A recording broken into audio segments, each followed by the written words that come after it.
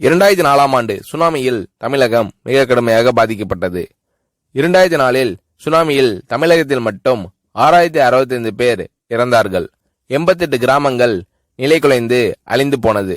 இந்த சூழ்நிலையில் அம்மா அவர்கள் எடுத்த நடவடிக்கையால் 10 கிராமங்களுக்கு ஒரு அமைச்சர், ஒரு IAS அதிகாரி, ஒரு PRO என்ற ஒரு குழுவை அமைத்து உலக வரலாற்றிலேயே இது போன்ற மீட்பு நடவடிக்கை இருந்திருக்காது என்ற அளவில் 3 நாளில் பாதிக்கப்பட்ட கிராமங்களுக்கு மின்சாரம் வழங்கப்பட்டது.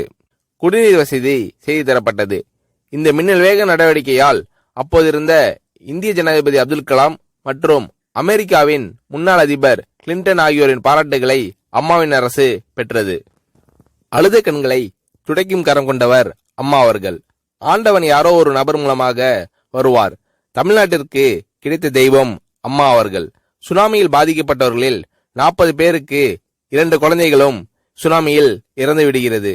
அந்த 40 பேரும் ஏற்கனவே கருத்தடை ஆபரேஷன் செய்திருக்கிறார்கள். பெற்றோர்கள் மட்டும் உயிர் பிழைத்திருக்கிறார்கள்.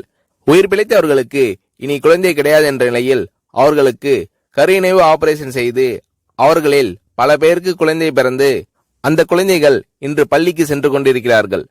நாகப்பட்டினத்தில் அம்மா அவர்கள் மீனவர்களை சந்தித்த போது மீனவர்கள் கதறி அழுதார்கள்.